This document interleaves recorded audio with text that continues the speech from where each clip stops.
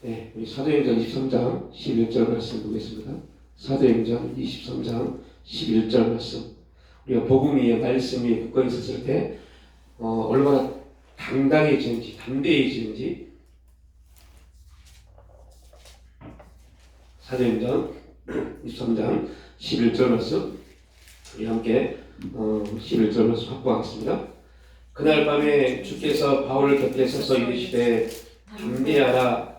내가 예루살렘에서 나의 일을 증거한 것 같이 로마에서도 증거하여야 하리라 하시니라. 아멘. 우리가 보통 이런 말을 합니다. 그죠? 사명. 사명이 있는 사람들은 결코 죽지 않는다. 이런 말을 하죠.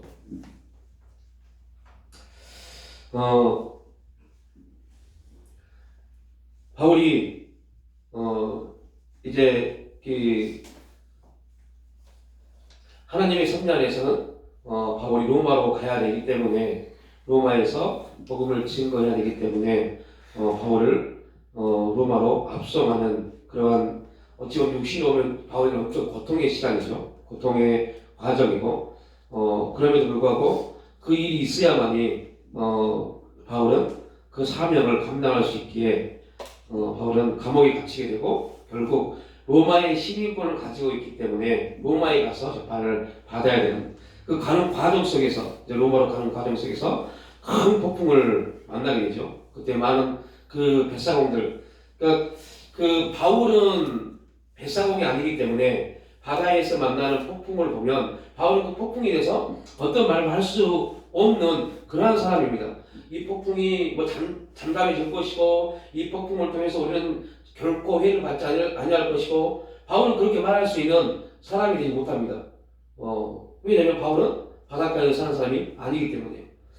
그 선원들, 수십 년을 뱃사공으로 있던 그 선원들이 그 폭풍 때문에 엄청나게 두렵고 겁이 나 있는, 무서워하고 있는, 우리 죽을 수 있겠구나, 이런 그 사람들, 선원들, 그 사람들의 경험 속에서는 이러한 폭풍이 일어나면 그들은 죽을 수밖에 없습니다.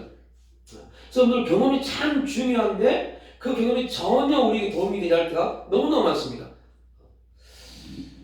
근데 바울이 거기서 당당히 말합니다. 주께서 나에게 이렇게 말씀하셨다. 너 걱정하지 마라. 나는 결코 이 폭풍 때문에 죽지 않는다. 내가 죽지 않는다는 말은 너희들은 그 배 안에 있는 모든 사람들은 어떻게 보면 누구 때문에 지금 있는 거예요? 바울 때문에요. 그러니까 우리가 깊이 생각해 봐야 돼요. 지금 우리가 왜 있는지, 왜 살아있는지, 우리가 왜 살고 있는지, 이게 되게 중요한 겁니다. 그럼 우리가 왜 살고 있어요? 그러니까 건강해 있어요? 천만의 말씀입니다. 그렇게 생각하면 하나님과 전혀 무관한 삶을 사는 겁니다.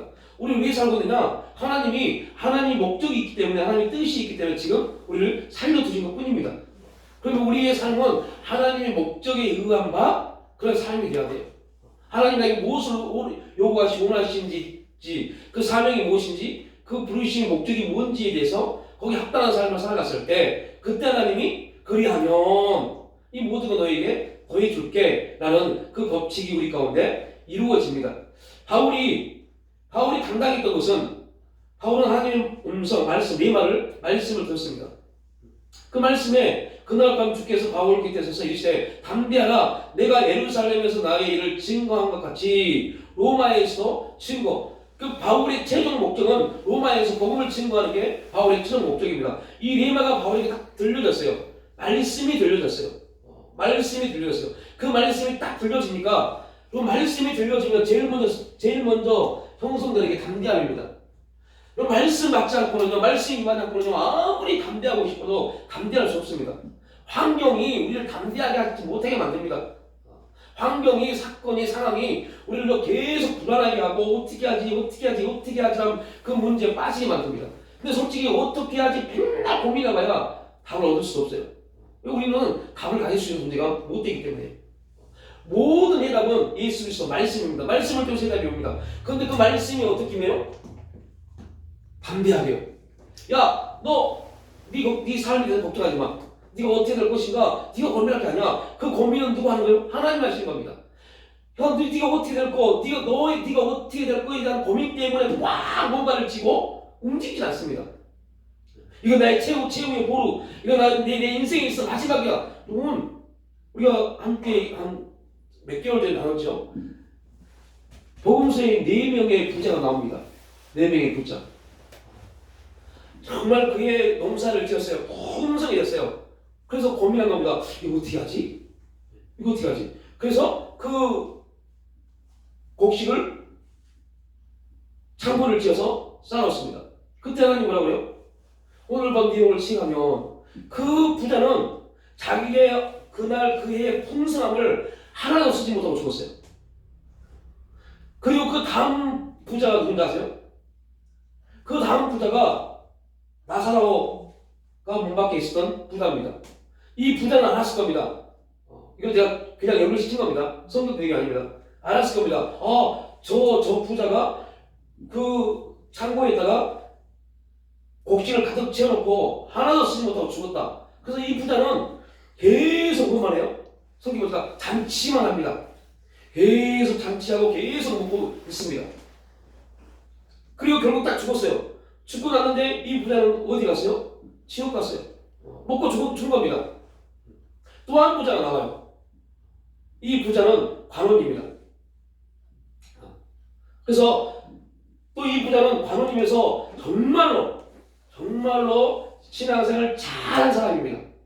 그래서 예수님한테 와서 내가 어떻게 해야 영생을 얻을 수 있습니까? 라고 물어봅니다. 그래서 이 예수님이 부자에게 뭐라고 그래요? 재산 팔아서 어려운 사람 도와줘라 하니까 근심하여 돌아가던 겁니다. 근심해서 돌아갑니다. 왜 근심했을까요? 그 사람의 중심의 기준은 자기가 가지고 있는 재산이기 때문에. 마지막 나온 부자가 있어요. 이 부자는 세리입니다. 삭개오입니다. 그 삭개오는 자기의 모든 것을 다 팔아서 다 나누어줍니다.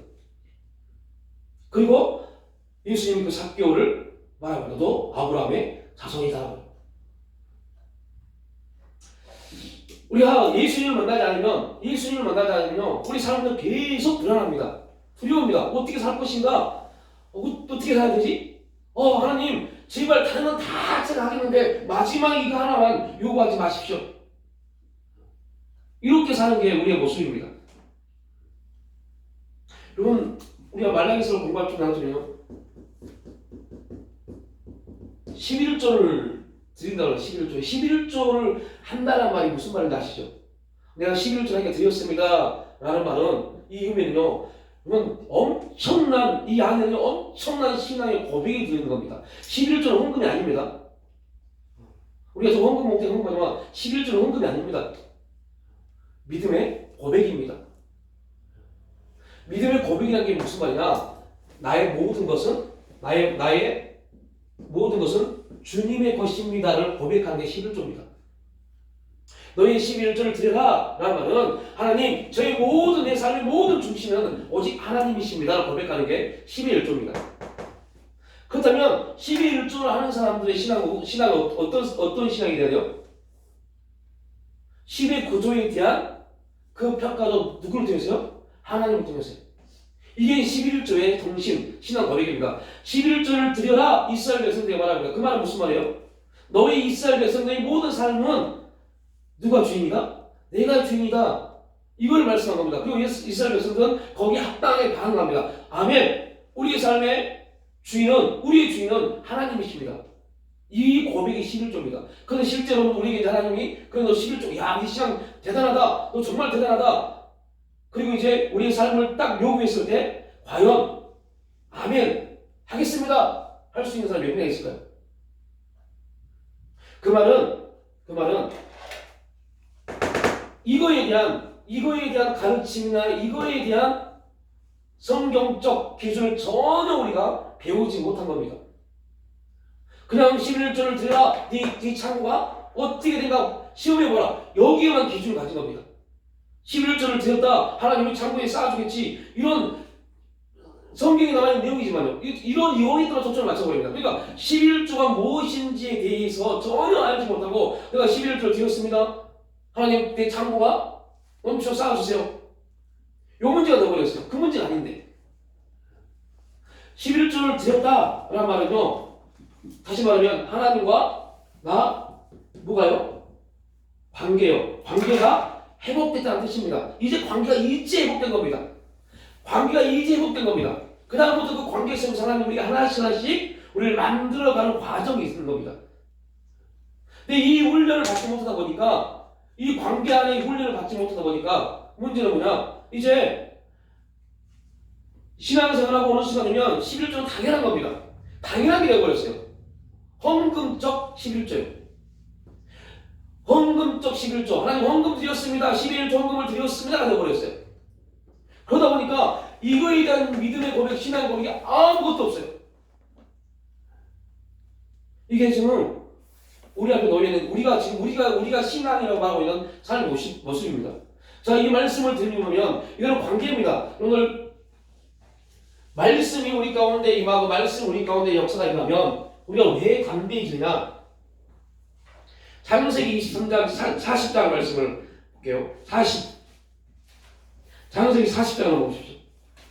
창세기 40장은 우리에게 되게 많은 고민, 생각을 하게 하는 내용이 그 안에 담겨져 있습니다. 14절, 15절 말씀을 한번 보겠습니다. 41장 14절, 15절 말씀.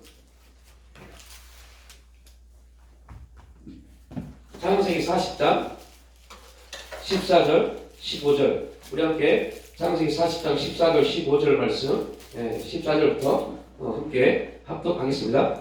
당신이 잘 되시거든 나를 생각하고 내게 은혜를 베풀어서 내 사정을 바로에게 아뢰어 이 집에서 나를 건져주소서. 나는 히브리 땅에서 꿀러온 자요 여기서 옥에 갇힌 일을 행하지 아니하였나이다. 그러면 지금 누구의 말이에요? 요셉입니다. 요셉. 여러분들 요셉의 일생에 있어서, 요셉의 삶에 있어서 가장 육신적인 고백이 바로 오늘 창세기 40장 14절 15절 말씀입니다. 창세기 40장 14절로 창세기 40장 14절로 15절 말씀은요, 요셉의 뭐가 있냐면 피해의식이요. 요셉이 엄청난 피해의식을 가지고 있습니다. 내가 이것을 끌려온 것도 잘못된 거고, 내가 이 감옥에 갇힌 것도 잘못된 겁니다. 나는 보디발의 아내에 어떻게 한 거 없습니다. 나는 정말 미치겠습니다. 내가 왜 지금 이곳에 있는지 모르겠습니다. 그래서 누구에게요? 술 맡은 권한자에게 당신이 보고 내면 꼭 바로에게 뭐하라? 나를 좀 내 사정을 알려서 내가 지금 이런 말도 안 되는 이런 환경 가운데 있는 거 해결 좀 해주세요. 라고 요셉이 술 맡은 간원자에게 이렇게 자기를 하소연합니다. 내가 왜 지금 이렇게 있는지, 내가 왜 이러한 이 감옥에 있는지, 이거 도저히 이건 말도 안 되는 겁니다. 이랬던 요셉이요. 그럼 창세기 41장 바로 옆에죠. 41장 자 1절에 뭐라고 되어 있어요? 창세기 41장 1절 말씀 함께 읽습니다. 시작. 만 2년 후에 바로가 꿈을 꾼즉 자기가 나일 강가에 서 있는데, 이제 2년이 지났습니다. 2년 동안 술 맡은 간원장이 누구를 잃어버렸어요? 요셉을 잃었어요. 그리고 요셉은 지금 감옥에서 2년 동안 감옥에 있습니다. 감옥에 있습니다. 그때 하나님이 어떤 역사를 일으키세요? 여러분 기억하십시오. 우리가 알아야 될 게 바로 입니다. 자, 하나님이 요셉에게 이러한 마음을 줬어요. 나 정말 내가 지금 감옥에 있는 거 정말 내 사람도 아닌데, 그럼 그 피해의식, 이 피해의식도 여러분들 죄입니다. 우리가 배웠죠, 그죠? 피해의식도 죄입니다. 피해의식 갖지 마십시오. 죄입니다, 죄. 상처, 죄입니다. 우리가 이전에 형아와 동생 재산 싸움에 대해서 나눴잖아요, 그죠? 죄입니다. 피해의식하고 상처받고, 인간학적인 부분, 심리학에서는 당연합니다. 상처받고 하는 거. 그러나 그리스도 예수 안에서는 당연한 게 없어요. 상처받지 마십시오. 피해의식 갖지 마십시오. 근데 얼마나 많은 그리스도인들이, 그래서 여러분들 어찌겠으면 여기까지 나갈 필요 없지만, 우리 기독교에서 한동안 제일로 유명한 목회자들, 유명한 신학교 아니지만 상담학이 발전됐어요. 왜 그럴까요? 기독교인들이 제일 많이 상처받고 제일 많이 피해를 가진 그러한 종교가 기독교입니다. 그래서 기독교 상담학은요 정말 최고였습니다. 왜 최고였을까요? 기독교인들이 피해의식 상처가 너무 많으니까요. 트라우마, 피해의식, 이게 너무 많다 보니까 거기에 대한 상담이 굉장히 발전된 겁니다. 그래서 목사님도 다 저도 마찬가지지만 다 상담을 공부했어요. 그거 하면 풀린다고 그러니까요. 그런데 결국 저도 상담학 공부하면서 석사 공부하면서 깨달은 게 있어요. 이거 안 되고 이거 아니구나. 이게 교회에 들어오면 교회 망한다. 이게 교회에 들어오면 교회 망한다. 그래서 그 다음부터는 안 합니다. 교회는 결코 어떠한 경우에도 세상적 학문이 들어오면 안 돼요. 교회는 오직 신학, 하나님 말씀이 기준이 돼야 돼요. 그 말씀이 기준이 되지 않으면 여러분 우리 귀는 세상이 너무 열렸다니까요. 세상이 너무 열렸어요. 이걸 다음에 좀 말씀드릴게요. 자, 이 요셉이 피해의식을 가졌어요. 그럼에도 불구하고 그 술 맡은 간원장을 잊어버렸어요. 하나님은 술 맡은 간원장을 통해서 요셉의 꿈, 하나님이 요셉에게 주신 꿈이 있어요. 그죠? 그 꿈은 누가 감당하지 못해요? 술 맡은 간원장이 감당하지 못합니다. 요셉의 꿈을 감당할 만큼 되려면 누가 돼야 돼요? 왕이 와야 돼요, 왕이. 여러분 여기서 엄청난 은혜를 받아야 되는데, 감동이 와야 되는데요. 우리의 꿈을 위해서는요, 여러분, 잘 자라다고 표현 안 되죠. 웬만한 힘과 능력 있는 사람은 갖고 안 됩니다. 우리가 지금 이러한 환경 가운데 있는 거, 제가 저를 위해서 기도하다가 이 말씀을 깨달은 겁니다. 하나님, 지금쯤이면 우리 짐을 어떻게 좀 해야 되겠는데 어떻게 됩니까? 이런 기도를 하고 있어요. 근데 갑자기 주님이 주신 겁니다. 두려워하지 말라. 걱정하지 마. 이사를 가고 안 가고 교회가 어떻게 하고 이런 말씀 한마디 안 했습니다. 하나님 주신 말씀인 겁니다. 아무것도 하지 마. 그런데 네가 아무리 발벗고 아무리 찾아봐라. 내가 너에게 준 꿈, 그 꿈을 이룰 만큼의 사람이 네 집에 있느냐? 그걸 감당할 사람이 있느냐? 거기서 충격받았어요. 그리고 주신 말씀이 이겁니다. 여러분, 술 맡은 관원장이 얼마나 권력이 큰데요. 엄청난 권력자입니다. 항상 왕 옆에서 왕의 소리를 귀담아 들을 수 있는 사람이, 또 왕에게 말할 수 있는 사람이 술 맡은 관원장입니다. 여러분, 그 술 맡은 관원장 저 뒤에 가면 누가 나와요? 유대인을 살린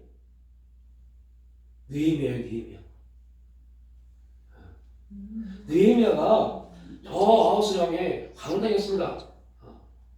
그럼 얼마나 기가 막혀요. 그 정도 엄청난 권력자가 술 맡은 관원장입니다. 그러니까 요셉은 보디발 장군의 집에 있으면서 이 술 맡은 관원장이 얼마나 기가 막힌 권력을 가지고 있는지 알고 있었어요. 그래서 이 사람이 회복되면 그 능력으로 나를 풀어줄 수 있겠구나 생각했어요. 그런데 하나님은 그 감옥에서 풀려 나오는 게 목적이 아닙니다. 요셉은 누구를 만나야 돼요? 바로를 만나야 돼요. 바로를 만나야만이 하나님의 꿈이 이루어지니까요. 여러분, 우리가 돈 2천만, 3천만, 제가 여러분에게 왜 3천만을 말한다 하세요? 그 이유였어요. 여러분, 그게 1억, 2억, 이게 우리의 문제가 된다면요. 이런 우리는 예수 믿을 필요가 없어요. 가서 일하지. 그런 부분을 고민한다면, 우리는 예수 믿을 필요가 없어요. 예수 믿는 사람들이 그런 거 갖고 고민하고 그런 것들 걱정하고 한다면요. 우리는 지금 예수 믿는 사람이 아닙니다. 우리는 지금 말씀 앞에 세우는 사람이 아닙니다. 그냥, 어쩌다 보니 직분을 갖고 이렇게 신앙생활 하면서 그냥 들었던 것들, 얘기들, 간증들, 그런 걸 가지고 기도한 것 뿐이죠. 우리에게 하나님이 우리 마음까지 소원을 주시고, 우리가 소원을 품는 게 아닙니다. 결코 우리가 소원을 품는 게 아닙니다. 빌립보서에서는 사도 바울이 뭐라고요? 하나님이 우리 마음을 뭘 때요? 소원을 주셔서. 하나님이 우리에게 소원을 주신 겁니다. 그리고 그 일을 누가 이루고 가세요? 하나님이요. 그 엄청난 자리에 있으면서 돈 몇천만 원, 돈 몇억 가지고 뭐 그러고 있다면 그럼 우리가 뭐 신앙입니까? 그거 아까워서 그거 보려고 그거 어떻게 해보려고 우리는 그러한 존재가 아닙니다.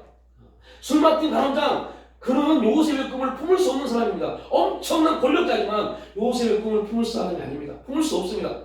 요셉의 꿈은 반드시 바로가 돼야 돼요. 바로가 누굽니까? 바로는 그 당시에 그 전적 팔레스타인 지역을 다스리는 가장 강력자였습니다. 그런 사람이 와야만이 요셉의 꿈을 품을 수 있습니다. 요셉은 우리와 동일한 성전을 가지고 있는 사람입니다. 요셉은 정말 엄청난 사람이고 정말 많습니다. 우리가 똑같은 사람입니다. 하나님이 역사하지 않으면 아무것도 할 수 없는 존재입니다. 우리도 그럽니다.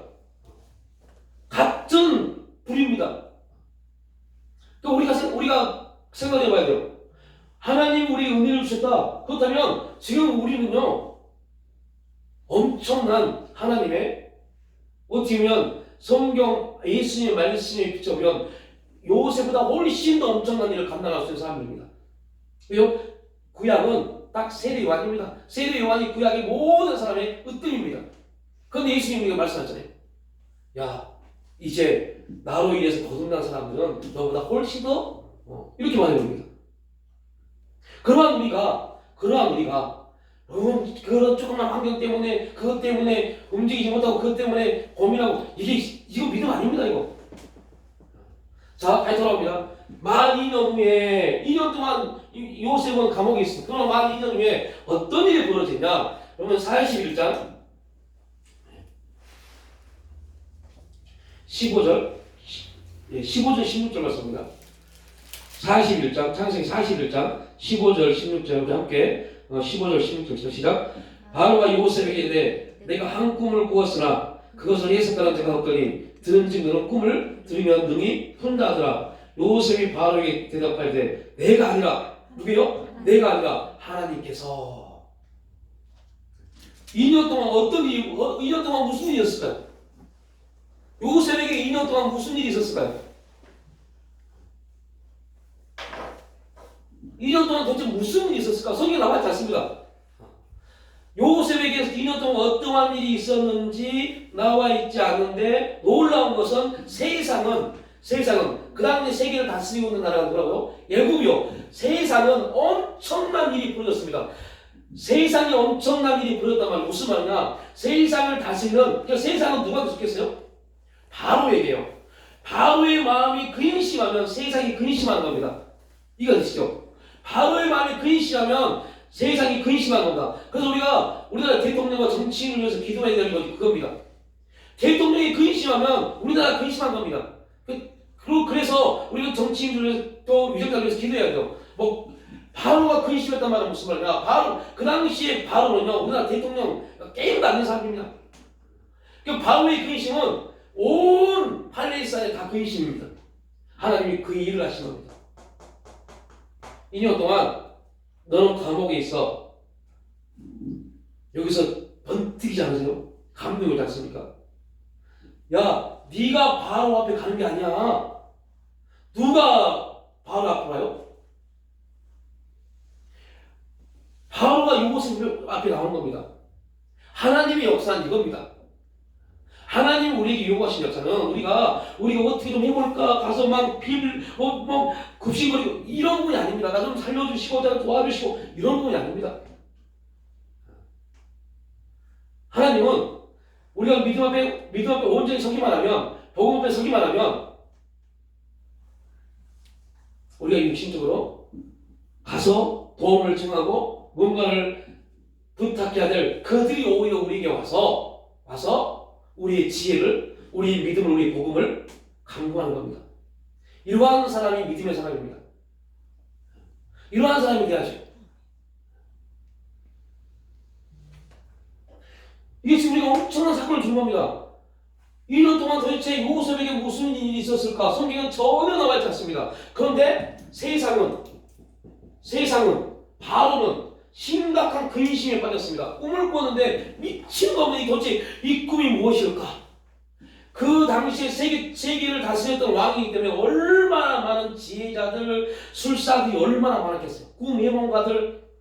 여러분, 자, 또 여기서 우리가 성경으로부터 놀라운 하나의 사건이 있습니다. 어떤 사건일까요?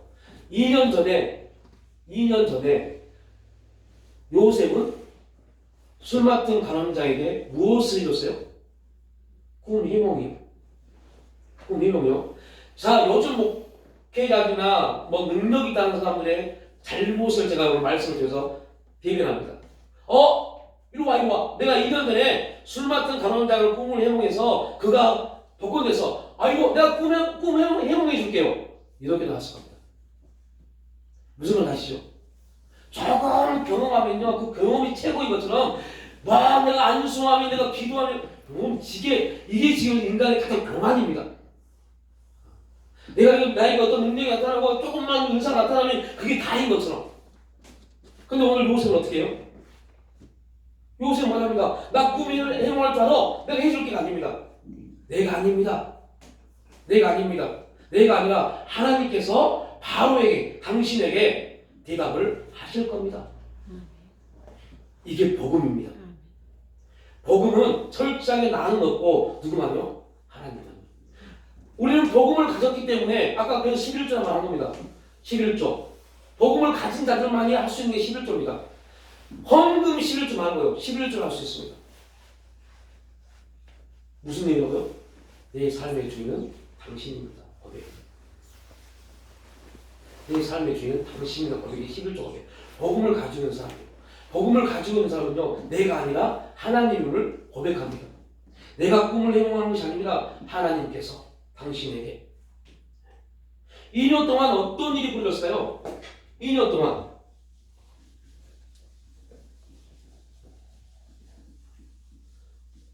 기억이 나신지는 모르겠어요. 영적 성숙을 위해서는요, 필요한 게 뭐가 필요해요? 시간이 필요합니다. 그리고 시간만 필요하냐? 절대 아닙니다. 뭐가 필요해요? 말씀이 필요합니다. 시간과 말씀이 필요합니다. 그리고 또 한 가지가 있어요. 시간과 말씀이 필요합니다. 그리고 또 한 가지 뭘까요? 사건이. 우리가 말하는 환경이. 이게 필요합니다. 시간 속에서 하나님의 말씀이 뭐와 만나야 돼요? 사건과 만나야 돼요. 기억나십니까 이거? 맞나요? 같은데? 복습 안 해서요. 그러면 설교는 이 설교를 하는 사람과 듣는 사람은 계속 그 설교에서 복습을 해야 돼요. 목회자가 목회적 복음적 기준을 가지고 있다면 하나님이 어떠한 텀을 줬을 때 그 텀에서 벗어나지 않습니다. 계속 반복된 언어와 단어를 통해서 계속 사용합니다. 그래서 설교를 듣는 사람과 설교하는 사람이 계속 그 단어 안에서 움직여야 돼요. 목회자는 목회자 쓰는 언어를 통해서 기도해야 돼요. 그것과 무관하게 하면 그는 성도 아닙니다.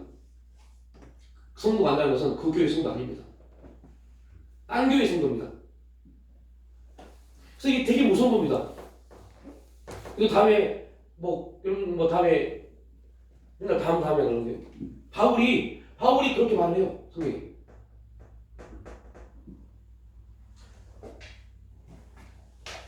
자, 시간이 필요했어요. 요셉에게는 얼마나 시간이요? 2년의 시간이요. 2년의 시간이 필요했어요. 2년의 시간 동안 하나님이 요셉에게 뭘 말씀하셨을까요? 2년의 시간 동안 하나님이 뭘 말씀했을까요? 성경에 전혀 나와 있지 않습니다. 2년의 시간 동안 하나님이 요셉에게 계속 그에게 준 꿈에 대해서 감동을 주셨습니다. 내가 너에게 준 꿈이 무엇인지 아냐? 이걸 감동했을 겁니다. 그리고 하나님은 바로라는 뭐를요? 환경을 만드신 겁니다. 그래서 이 바로라는 환경을 만나게 하신 겁니다. 그 과정 속에서 2년 전에 누구를요? 술 맡은 관원장에게 하나님이 하나님이 꿈을 해몽할 수 있는 지혜를 주셨습니다. 이 사건을 통해서 이 술을 맡은 간호장은 아무것도 아닙니다. 이거 그냥 뭐예요? 이거를 위한 도입부. 이 사람은 아무 소용없는 사람입니다. 도입부입니다. 이 도입부라는 사람은요, 결국 바로에게 누구를 소개하는 거예요? 요셉만 소개하는 사람입니다. 이 일을 하기 위해서 술 맡은 간원장을 요셉이 갇혀있는 감옥에 보내는 겁니다. 여러분, 이렇게만 끝내버리면 말씀은 나와 전혀 무관합니다. 여기다 이 말씀이 우리 삶 가운데 이제 적용이 돼야죠. 내가 이 말씀에 적용돼야죠. 그러면 나를 왜 지금 이 자리에 앉혀놨나? 나를 왜 이 환경 가운데 두셨나? 이제 이걸 봐야죠. 그게 우리가 말하는 거요? 큐티입니다. 큐티. 말씀을 적용시키는 거. 이 말씀을 우리가 들었다면 이 말씀 가지고 내 삶 가운데 이제 바라봐야 돼. 왜 하나님이 이 환경 가운데서, 이 사건 가운데서, 이 대응하기, 이 물질의 문제 가운데 나를 세워줬을까? 그 이유가 뭘까? 나는 여기서 어떠한 역할에 직분을 가졌는가? 이거에 대해서 우리가 왜 기도해야 돼요? 이게 성경적 기도이고 성경적 신앙입니다. 근데 우리는 이런 기도를 하지 않습니다. 이러한 삶의 내용도 말씀의 부분도 같지 않습니다. 그냥 그렇구나 라고 끝내버립니다. 그렇구나 이렇구나. 그러면 전혀 말씀이 나와 무관하게 돼버리죠. 예를 들어서 오늘 우리가 함께 봤던 바울이 그 환경 가운데서 그냥 하나님 말씀을 들었어요. 하나님 말씀을 듣고 그래 맞아 나는 로마에 가야 돼. 그런데 선원들이 막 아니야 우리 죽을 수밖에 없어. 이 환경 때문에 우리 죽을 수밖에 없고 이 고통 가운데 죽을 수밖에 없어. 정말 이 풍랑을 어떻게 이겨내? 그랬을 때 바울이 저 사람들 말이 맞는데 이거 어떻게 하지? 저 사람들 선원이고 나는 선원도 아닌데 선원이 죽는다는데 내가 감히 어떻게 말해? 라고 했다면 하나님 목사 일어나지 않았습니다. 일어나지 않았죠. 근데 바울은 당당했습니다. 왜요? 그런 하나님의 말씀을 확보했기 때문에 당당하게 여러분 우리 죽지 않습니다. 어젯밤 하나님이 나에게 말씀하셨는데 나는 반드시 어떻게 해야 돼요? 로마에 가야 됩니다. 내 사명은 로마에 가는 거기 때문에 당신들 나를 위해서 아까 말했잖아요. 이 술 맡은 간원장은요 그가 복권되는 거 그가 잘나서가 아닙니다. 그는 바로와 요셉의 누구예요? 중매 역할을 하기 위해서 연결고리요. 그리고 성경 어디에도 이 술 맡은 간원장에 대해서 나오지 않습니다. 딱 연결고리로 끝납니다. 이 선원들의 어떠한 말, 어떠한 소리도 그 소리가 바울에게 전혀 두려움이 되지 않았어요. 바울의 중심에는 어젯밤에 주신 말씀이 그 사람의 바울의 중심이었기 때문에 말씀이 딱 확고해지니 선원들이 아무리 뭐라고 해도 거기서 아무런 요동함을 갖지 않았습니다. 그때 바울에게 고통의 시간, 이 바다의 풍랑의 고통의 시간, 그 시간이 있었어요. 그리고 하나님 말씀이 주어졌어요. 환경을 만났어요. 다 안 된다 할 때, 이를 만났을 때 뭐가 일어났어요? 기적이요. 여러분, 모든 영적 성숙은 이렇게 이루어진 겁니다. 이 과정을 통해서 하나님 말씀에 대한 확고함이 있지 않으면, 말씀에 대한 역사가 있지 않으면 우리 영적 성숙이 일어날 수 없어요. 성장하지 못합니다. 계속 어린아이 초보처럼 로마서 5장 11절에 말합니다. 내가 멜기세덱에 대해서는 말할 게 너무너무 많은데 내가 너희들이 할 말이 너무너무 많은데 너희들이 아직 그리스도의 도의 초보를 버리지 못해서 말하지 못한다. 할 말이 너무 많은데 그리스도의 도의 초보를 버리지 못해서. 자, 영적 성숙을 위해서 뭐가 필요해요? 시간, 말씀, 시간 안에서 우리에게 주어진 시간에서 말씀과 사건, 환경이 만나야 돼요. 이게 만나야 돼요. 그냥 여러분들 그러니까 결코 환경 안에서 하나님 음성 들으려고 막 기도하지 마세요. 하나님 이 환경을 위해서 뭘 깨달아야 됩니까? 어떻게 해야 됩니까? 이런 기도 가장 어린아이 기도입니다. 반드시 하나님은 그 환경을 주시고 그 사건을 주시고 문제를 주셨을 때 또한 뭐도 주신다고요? 말씀도 주십니다. 그 말씀이 우리의 기도의 제목이 되어야 돼요. 그 말씀 붙잡고 기도했을 때 이 환경 사건의 소리가 이겨낼 수 있습니다. 그러나 그렇지 않으면 여러분 지금 우리는 이겨낼 수 없어요. 또 풍조에 힘을려서 흘러 떠나갈 뿐이죠. 지금 환경이 이러니까 어쩔 수 없이 내가 이렇게 해야지. 그럼 이게 뭐 그리스도인입니까? 세상은 다 그렇게 하는데. 그러니까 하나님의 힘이 없는 겁니다. 수시는 예수 믿어도 힘이 없어요. 힘이 없어요. 영적 능력, 복음의 능력, 여러분. 자, 그래서 이 엄청난 사건을 통해서 이제 그 2년의 시간 동안 하나님은 요셉을 만들었고 요셉을 준비하셨고 바로 앞에서 누구를 말할 수 있느냐? 하나님을 말할 수 있는 존재예요. 여러분, 요셉은 2년 전만 해도 두려워하는 존재였어요. 2년이 지난 다음에 요셉은 두려움을 잃어버렸습니다. 어떻게 바로는 누구라고요? 신입니다, 신. 그 신에게 바로가 인정하지 않는 하나님을 말할 수 있어요. 다니엘이 어떻게 느부갓네살 왕이 인정하지 않는 왕을 말할 수 있어요? 왜요? 하나님을 두려워하니까요. 하나님을 두려워하니까 당당하게 그 얘기를 할 수 있는 겁니다. 하나님을 두려워하지 않으면 지금 내 환경이 이러니까 참 걱정되고 근심은 되는데 놔버리는 겁니다. 와, 난 할 수 없어. 이런 환경이 오지 않을 때는요, 그래, 말씀을 믿고 믿음 안에서 살 수 있다 하면 해보자. 얼마나 거짓말입니까? 거짓말이라니까요. 우리 거짓말을 계속 말하는 겁니다. 그리고 환경이 딱 들었을 때는요, 아이고, 난 안 되는데.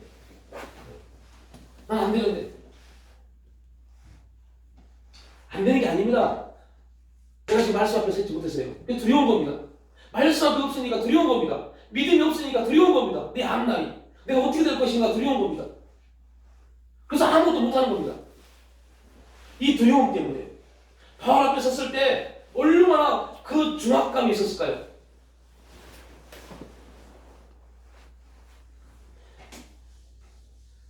아니다 그래요. 와, 제가 진짜 몇 년 전에 한 600명 정도 모이는 곳에서 집회를 말씀을 증거를 딱 올라갔는데요. 입이 안 떨어져요. 네, 입이 안 떨어져요. 정말 기도를 충만해서 올라가는데요. 뜨거운 말씀을 딱 올라가는데 입이 안 떨어져요. 600개, 1200개의 눈이 나를 쳐다보는데요. 와, 압도당하더라고요. 그래서 저는 막 몇천 명 앞에 설교하시는 걸 정말 대단하다고 봐요. 입이 안 떨어져요. 근데 여러분 누구요? 바로입니다. 바로가 딱 앞에 섰을 때 그 입에서 말하면 안 될 존재가 있어요. 신이요. 그들이 믿는 신이요. 그들이 믿는 신을 말하지 않습니다.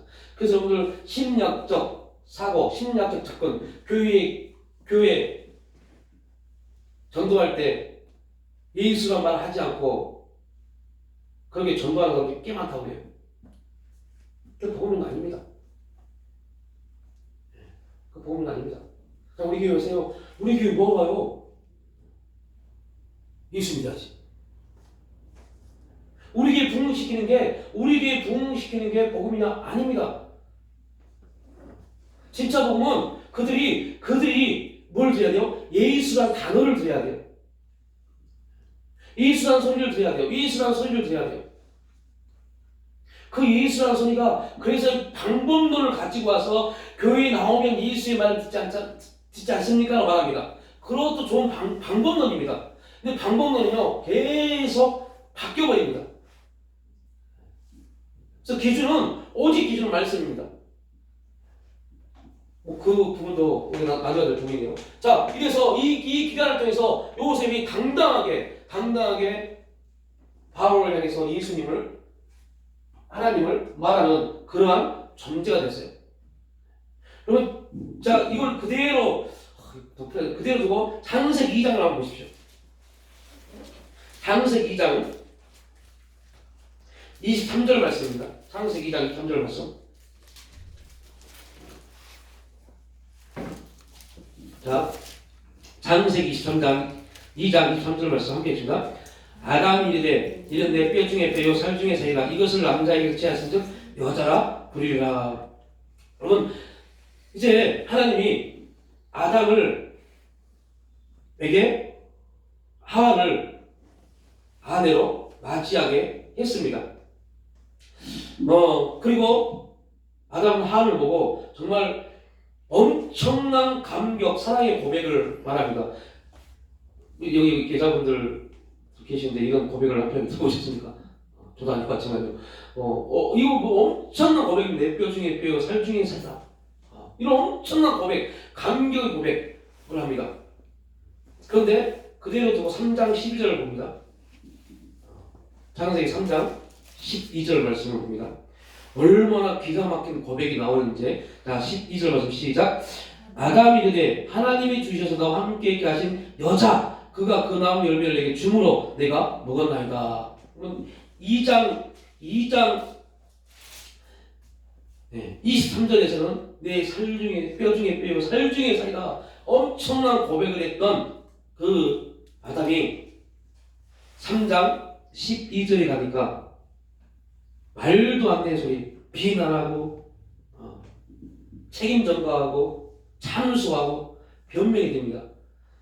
여기는 여러분 창세기 2장, 창세기 3장 여기에 이런 엄청난 문제가 생기는 이유가 뭐였어요? 이 이유가 어디서 있어요? 죄요. 죄 때문에 죄가 들어오니까 어떤 문제가 생겨요? 죄가 들어오니까 내 뼈 중에 뼈, 살 중에 살이라고 했던 그 여자를 향해서 책임져가 하기 시작합니다. 변명하기 시작합니다. 당신이 왜 여자한테 보내서 이런 말도 안 되는 문제에 빠지겠습니까? 라고 책임을 전가하는, 그게 뭐예요? 죄의 문제입니다.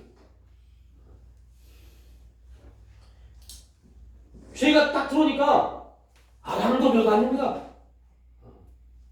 여러분, 아담이 어떤 사람이에요? 그대로 또 창세기 2장을 봅니다.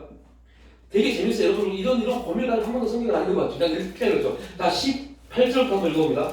창세기 18절부터 한번 읽어봅니다.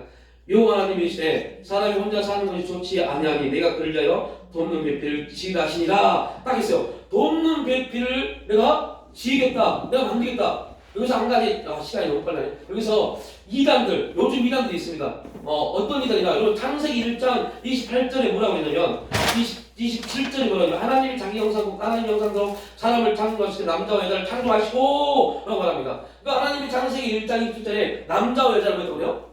창조하셨다고 해요. 그런데 오늘 창세기 2장에 뭐라고 그랬어요?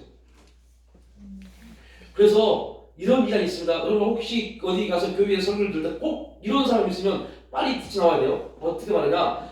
여러분 창세기 그 시대 아담 시대에 아담이 두 아들을 낳습니다. 누굴 통해서요? 하와를 통해서 두 아들을 낳습니다. 그리고 범죄에서 아우가 죽습니다. 그리고 가인이 도망가면서 뭐라고 그래요? 다른 사람들이 나를 해코자 하면 어떻게 합니까? 라고 말합니다. 그때 다른 사람은 어디서 나왔을까요? 그래서 이단들이, 그런 이단이 있습니다. 여기서 창세기 1장 27절에 하나님이 남자와 여자를 만드셔서 그때 아담은 동시에 아담이었고 그때 여자가 있었다.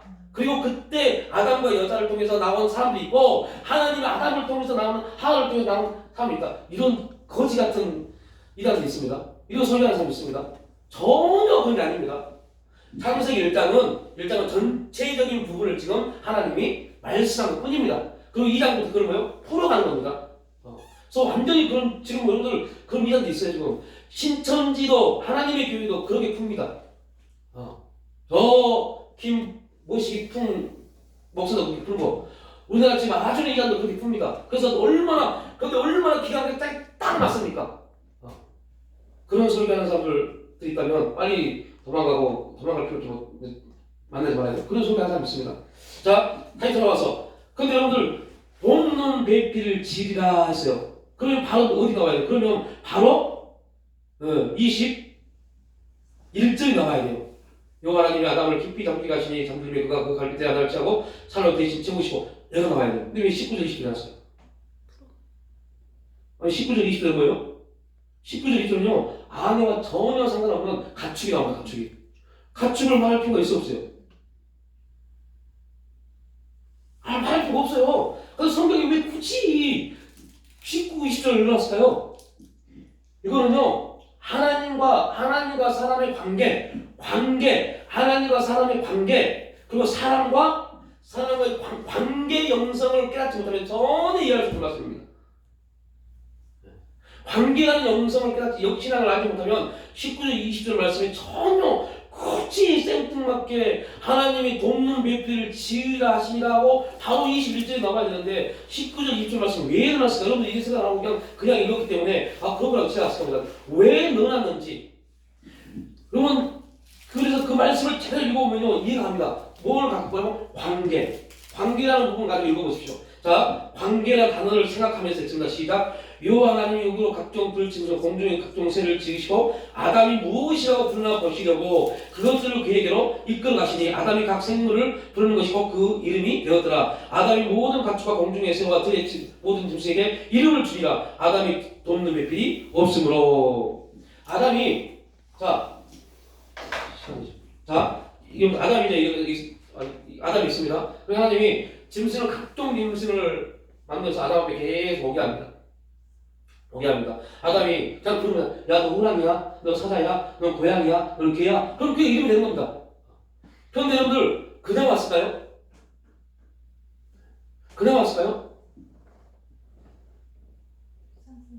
암수 쌍으로요. 거기서 아담에게 계속 보여준 겁니다. 아직은 이 짐승들이 뭐 하지 않았어요? 세상에 죄가 들어오지 않았기 때문에 짐승들이 어땠어요? 좋은 관계였어요. 아담이 계속 하나님이 아담에게 그 짐승들의 그 좋은 관계, 사랑의 관계, 그 관계를 계속 보게 하십니다. 보게 하신 이유가 있어요. 그 이유가 뭐예요? 이제 내가 너를 통해서 하와를 만들 텐데 그걸 통해서 뭘 본 거예요? 관계예요. 그래서 생뚱맞게 19절 20절 말씀을 넣은 겁니다. 그리고 그 사건을 통해서 하와가 아담에게 왔을 때 아담이 고백한 게 엄청난 고백입니다. 여기서 보면 또 이렇게 보면 우리의 삶의 경험 우리가 엄청난 거가 돼요. 사건이 됩니다. 중요한 사건이 됩니다.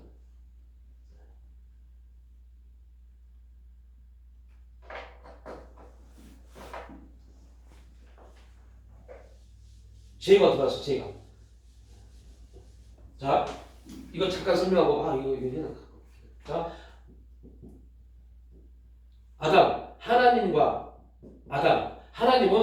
하나님은 그냥 아담하고 그냥 관계를 계속 하나님과 아담 관계, 이게 뭐예요? 하나님과 예수 그리스도와 교회의 관계입니다. 하나님과 아담의 관계가 예수 그리스도와 교회의 관계입니다. 그냥 그리스도와 하나님과 아담은 계속 서로 주고받고 사랑의 관계를 유지하고 싶었어요. 근데 하나님이 쭉 보니 아담이 그냥 내 사랑을 아담이 나의 사랑을 알아야 하는데 잘 못 느껴요. 그러니까 아담에게 돕는 배필을 주십니다. 이 말은 무슨 말이냐면 아담은 교회의 뭐가 되는 거예요? 교회의 머리가 되는 겁니다. 그 남자를 가정의 머리가 가는 거예요. 그러니까 머리가 되는 겁니다. 그래서 머리가 아내를 과연 관계에서 어떤 관계, 그러니까 이 머리는 항상 뭐와 관계가 있어요? 하나님과요. 그 관계 안에서 아내와의 관계가 형성되는 겁니다. 그런데 하나님이 아담에게 하와를 주기 전에 계속 동물들을 보냅니다. 동물들 계속 보냅니다. 그때 아담은 동물들과의 무슨 관계요? 가장 친밀한 관계. 그 동물과 친밀한 관계는 무슨 말이냐? 사람은 동물을 뭐예요? 다스리는 존재입니다. 그러니까 아담이 동물들에게 뭘 줬다? 이름을 줬단 말이 무슨 말이에요? 예속된 겁니다. 누가요? 동물들이요. 네. 그 관계를 하나님이 보신 겁니다. 아담이 이제 보여지는 세계. 그래서 우리가 이 학주나 혹시 들어보시면 알 겁니다. 이 학주에 2절인가요? 우리는 이 땅에 있지만 어디에 통치를 받는다고요? 하나님 나라에 통치를 받는 겁니다. 그게 그의 나라를 구하는 겁니다. 의를 구하는 것은 하나님과 관계가 형성되는 거고요. 하나님 통치를 받는 겁니다. 아담은 지금 동물들 이름을 하나하나 지으면서 누구의 통치 받고 있는 거예요? 하나님의 통치를 받고 있는 겁니다. 그래서 그 통치 안에서 하나님 보시는 이제 아담과 똑같은 형상을 가지고 있는 그러한 여자를 통해서 가정을 이루고도 아무런 문제가 없겠구나. 이걸 하나님이 보시고 하와를 아담에게 보냈어요.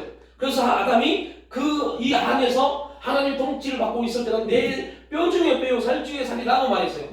통치를 받고 있을 때는요. 그 죄가 딱 들어와서 하나님 통치를 잃어버렸어요. 그러니까 변명하고 참수하고 그 여자를 비난합니다. 죄가 들어오니까요.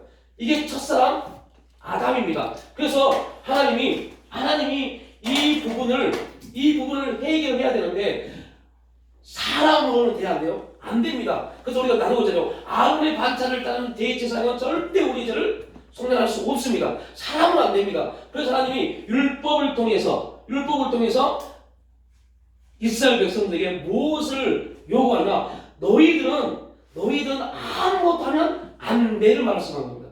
그래서 율법은 우리에게 깨닫답니다. 우리가 아무것도 할 수 없구나. 우리가 아무것도 할 수 없는 존재가 안 되구나. 이걸 깨닫게 하는 게 율법입니다. 그런데 이스라엘 백성들은 그 율법을 뭐 하려고 했어요? 행하려고 했어요. 율법은 행하는 게 아닙니다. 율법 자체는 나는 아무것도 할 수 없는 존재이구나를 깨닫게 하는 게 율법입니다. 그 율법을 통해서 누가 와야 돼요? 예수 그리스도가 오셔야 돼요. 예수 그리스도가 오셔서 무엇을 회복합니까? 그래서 기독교의 핵심은 뭐라고요? 사랑이에요. 사랑을 회복시킵니다. 주는 평화. 하나님이 우리에 맡긴 담을 허셨네. 맡긴 담을 허신 겁니다. 그 맡긴 담이 뭐 있어요? 죄예요. 그래서 죄는 오직 뭐로만 해결돼요? 이제 우리가 예수의 피 아닙니다. 예수의 피로 해결된 게 아닙니다. 뭐예요? 복음이요. 죄의 해결은 복음으로만 해결됩니다. 죄의 해결은 복음으로만 해결됩니다. 복음 안에 들어와야만이 우리는 뭘 볼 수 있어요? 예수의 피요. 복음도 없는 사람이 예수의 피를 말하면요 아무 필요도 없습니다. 복음 안에 들어와야만이 예수의 피를 말할 수 있습니다. 복음 안에 있는 사람들만이 예수의 피를 고백할 수 있습니다. 복음 안에 들어오지 않는 사람들은, 율법 안에 있는 사람들은 예수의 피는 아무 쓸모 없습니다. 그죠? 율법 안에 있는 사람은 예수의 피 아무 쓸모 없어요. 율법으로 죽어버렸잖아요. 율법에 있는 사람은 예수는 저주받은 사람입니다. 복음 안에 있는 사람들만이 예수는 우리를 구원하시는 구원자이시죠. 복음 안에 있지 않으면 예수의 피는 아무리 예수의 피를 우리 영광복을 정결히 시켜주고 여러분 아무 소용없어요. 복음 안에 있지 않으면. 우리가 말씀 앞에 믿음 안에 있지 않으면 예수의 피 아무리 선포해도 그 피 아무리 효력도 없습니다. 오히려 귀신이 말합니다. 맨날 불러봐라. 사도행전이 나오잖아요.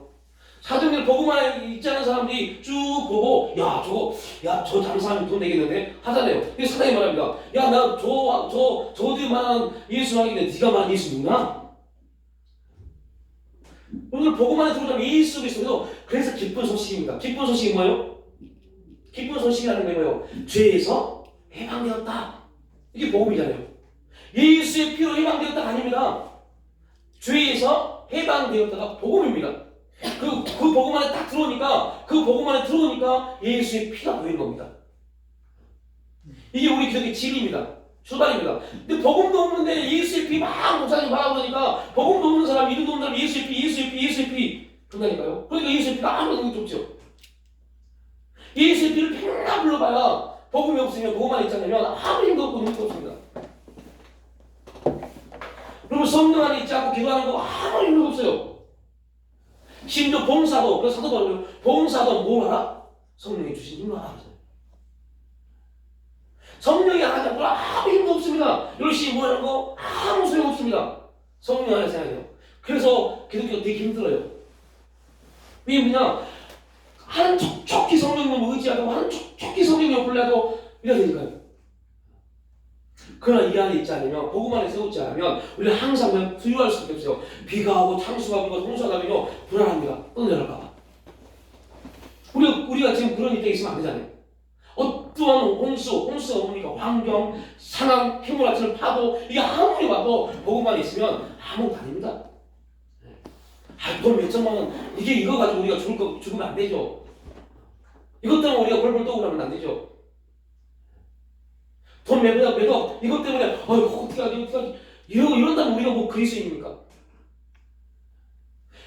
말은, 이것보다 세상보다 더 크시니까 우리 안에 있습니다 해놓고, 결국은 돈 얼마 때문에 아무것도 못하는, 그것 때문에 교회를 떠나는 사람이 얼마나 많습니까? 그거 보려고 주일날을 교회 안 가는 사람이 얼마나 많습니까? 그들은 복음만 있지 않습니다. 말은 예수 믿는다고 말합니다. 천만의 말씀 아닙니다. 아담이 그런 엄청난 고백을 했는데 그 고백이 죄가 딱 들어오니까 관계가 딱 단절돼요. 누구와 관계요? 하나님과 관계요. 관계가 딱 단절되는 순간부터 사람은 하나님과 관계가 단절되면 사람의 입에서는 어떤 입이 말하는 거예요?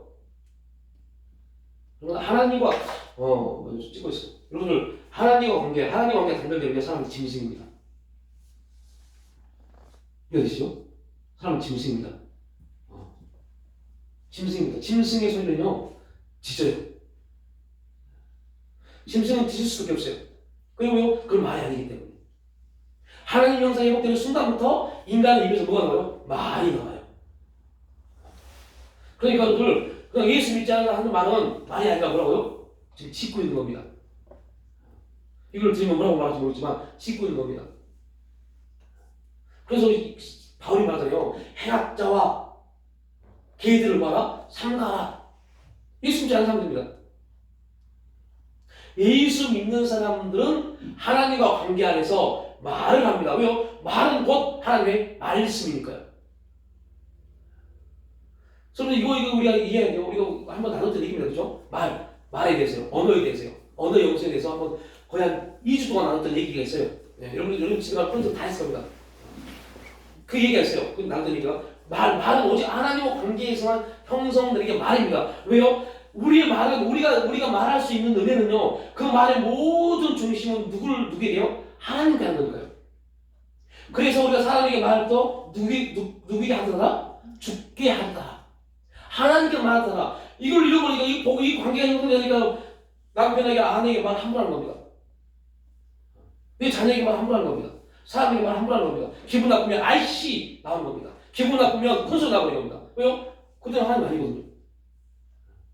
그때는 나는 지금 피해의식, 상처, 기분 나쁜 감정, 나는 지금 뭐 하는 거예요? 하나님과 관계가 안 되고 있는 겁니다. 그러니까 큰 소리 나고 비난하는 말이 나고 저주하는 말이 나고 무시하는 말이 나오는 겁니다. 말입니다. 말. 여기서 말이 바뀌어버렸잖아요. 죄가 들어오니까 말이 바뀌어버렸어요. 내 살 뼈 중에 뼈, 살 중에 살이오라는 엄청난 말을 했던 그 아담이 죄가 딱 들어오니까 저놈 여자. 그런데 그 여자가 어떻게 와서 당신이 버렸잖아요. 하나 되어버렸어요. 자, 우리가 복음할 그 믿음 안에 있으면 하나님 이 환경, 이 사건을 통해서 하나님의 역사에 있는 줄 믿습니다 고백합니다. 그런데 믿음이 무너져버리면, 복음이 무너져버리면 하나님 이 환경을 통해서 어떻게 해요? 이게 되어버립니다. 말이 바뀌어버린다니까요. 언어가 바뀌어버려요. 말이 바뀌면요 기도도 바뀝니다. 진짜 무서운 겁니다. 믿음의 사람들이 말이 안 바뀝니다. 복음에 대해서 바뀌지 않습니다.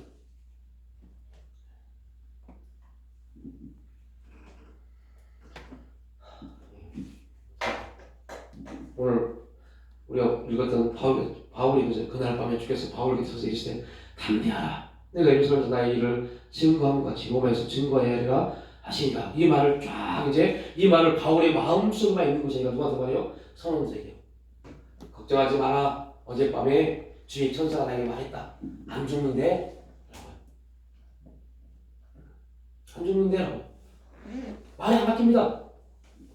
만약에 바울이 복음만 있지 않고 담대하지 못했으면 어땠을까요? 살려줘. 어떻게 방법 없을까? 방법 없을까? 이랬을 겁니다. 방법을 찾기 시작했을 겁니다.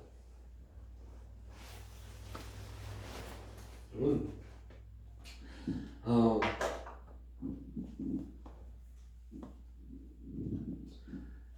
하나님은 아담에게 너와 나의 그 사랑의 관계를 이 동물들을 통해서 확증시켜줬어요. 그래서 너의 배필이 와도 이런 관계성 속에서 그래서 바울은 이걸 그대로 가지고 와서 교회론을 말합니다.